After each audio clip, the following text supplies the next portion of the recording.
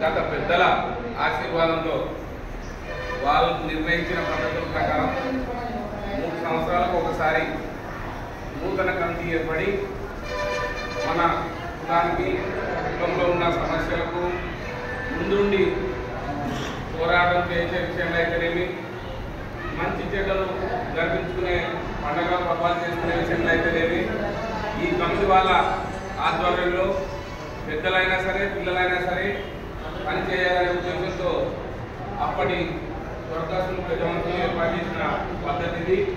దాన్ని ఈరోజు కొనసాగిస్తూ 3 సంవత్సరాలు కంప్లీట్ అయినందున నూతన కమిటీ ఈరోజు ఏర్పడింది. మరి వాళ్ళందరికీ కూడా భగవంతుని ఆశీస్సులతో పాటు వాళ్ళ తాత ఆశీస్సులతో పాటు మీ అందరి ఆశీస్సులు కూడా ఉండాలా.